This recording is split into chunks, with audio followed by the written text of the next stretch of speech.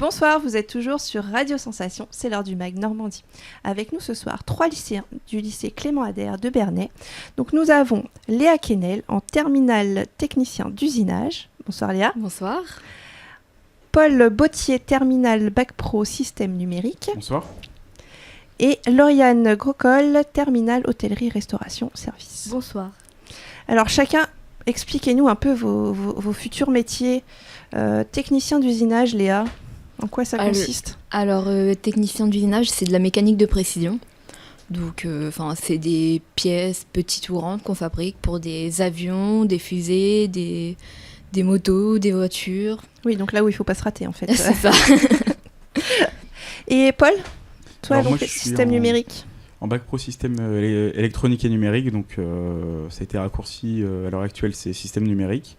Donc je suis dans l'option réseau informatique et système communicant pour me préparer à travailler dans l'informatique en général.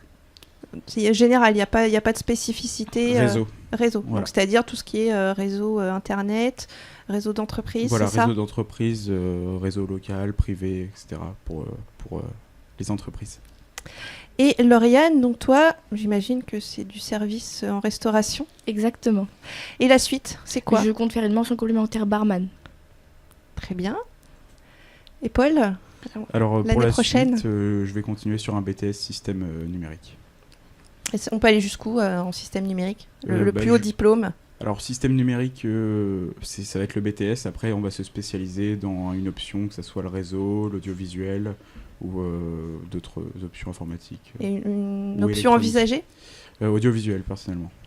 Donc on te retrouvera peut-être chez nous bientôt, dans quelques années. Et Léa, donc toi, la suite, c'est quoi ? Moi, un BTS en alternance. Donc toujours dans la même filière, en technicien d'usinage. Et alors si vous êtes avec nous ce soir, c'est parce que vous êtes tous les trois partis dans le cadre de l'Erasmus en voyage en Angleterre. C'est bien ça ? Oui. Combien de temps ça a duré ce voyage ? 1 mois. 1 mois ? C'était pas trop long ? Non. Vous seriez resté plus ? Oui, moi personnellement. Oui. Oui ? Moi aussi. Est-ce que c'était la première fois que vous partiez comme ça ? Moi Léa ? non. Non, c'était... Non, l'année dernière, à l'aide d'Erasmus+, j'y suis allée aussi au mois de mai. Donc... Et toi, Paul ? C'était la première fois que je partais C'était si la première longtemps, fois. surtout pour partir dans un milieu professionnel à l'étranger, c'était la première fois. Moi, pareil que Paul. Donc, c'est la première fois. Et alors justement, comment ça se passe ? Est-ce qu'il y a une sélection ? Comment ça se passe cette sélection ? Enfin, ce voyage Erasmus ? J'imagine que tout le lycée ne part pas. Qui se lance ? Léa ? Oui, alors c'est en fonction des filières qu'on a. Par exemple, il y a les secondes, les premières et les terminales. Donc les secondes, ils ne partent pas. Après, moi, l'année dernière, j'étais en première, donc je suis partie en première. Et c'est il y a plusieurs classes, en fait. Il y a plusieurs classes. Et après, c'est nos profs d'anglais qui nous demandent si on a envie d'y participer. Donc on s'inscrit. Ensuite, on procède à un entretien avec une personne d'Erasmus+.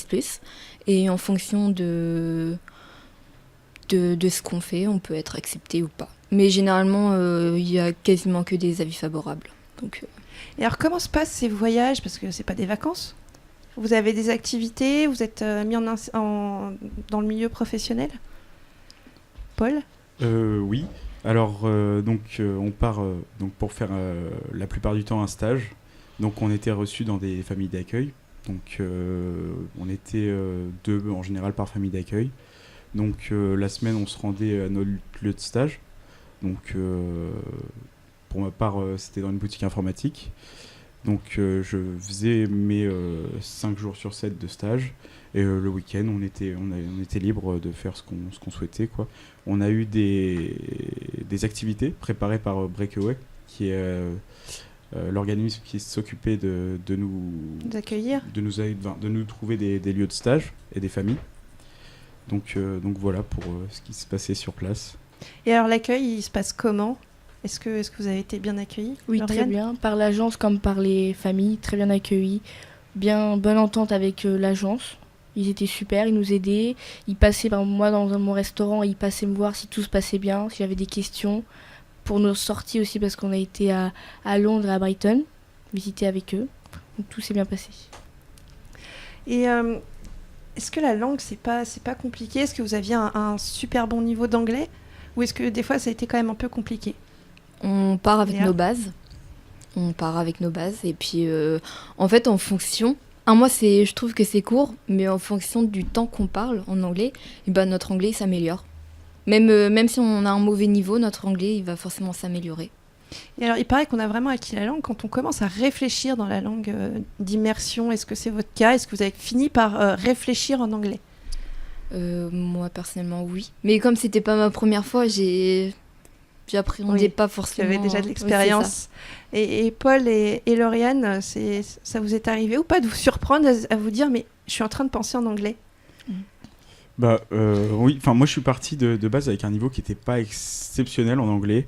Et c'est vrai qu'au fil des jours, au fil des semaines, on s'adapte, on apprend à se débrouiller. Et c'est vrai qu'au fil du temps, on est amené, sans le vouloir, à parler anglais. Et c'est un peu étrange quand on rentre en France, parce que ça nous arrive de dire quelques mots en anglais à notre famille. C'est assez drôle. Et alors, est-ce que vous diriez que c'est une bonne expérience? Oui. Très bonne expérience. C'est quelque chose à faire. Si on a l'occasion de le faire, il faut saisir l'occasion. Et alors, ce Erasmus, c'était un choix? Est-ce que c'est quelque chose qui a orienté votre choix de lycée? Ou pas du tout? C'était un peu le hasard? Alors, c'était un peu le hasard, parce que moi, donc, je suis arrivé en seconde système électronique et numérique, et on nous a proposé de faire l'option DNL, donc l'option anglais en plus, et donc je l'ai faite, et c'est à ce moment-là qu'on a su qu'on avait les possibilités de faire des stages à l'étranger, et donc bon, ça a motivé certains à faire cette option. Et est-ce qu'on a des appréhensions avant de partir? Alors, toi, on va peut-être plutôt parler de la première fois où tu es partie, Léa. Est-ce que la première fois, tu avais des appréhensions? Est-ce que ça te faisait un peu flipper? Ça me faisait pas forcément flipper, mais c'était par rapport à la famille d'accueil, en fait, par rapport à notre accueil. Si on s'entendait pas très très bien avec la famille. Mais après, comme Lauriane l'a dit, l'entreprise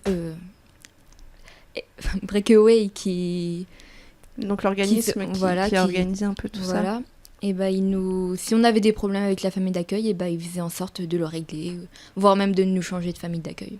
Pour ma part, j'ai pas eu de problème pour les 2 fois. Donc... Et Paul et Lauriane, vos appréhensions avant de partir, c'était quoi? Le fait de changer de pays, leurs traditions, leur fonction de vivre, comment ils vivent, les réveils, c'est vraiment... Les petits-déj? Ouais, les petits-déj aussi, c'est vrai, je suis d'accord avec vous. Sinon, c'est vrai que même être loin de la famille aussi. On est à part. Et Paul? Alors oui, un petit peu d'appréhension évidemment, parce qu'on part pour la première fois un mois. Personnellement, c'était la première fois que je partais si longtemps de chez moi. Donc j'habite encore chez mes parents, je pars un mois en Angleterre, donc forcément un petit peu d'appréhension. Est-ce que ça va sembler long? Est-ce que ça va sembler court? Est-ce qu'on va réussir à se débrouiller dans la langue? Est-ce que la famille d'accueil va être gentille? Et au final, ça s'est super bien passé, quoi. C'était vraiment une super expérience que je peux recommander à tout le monde.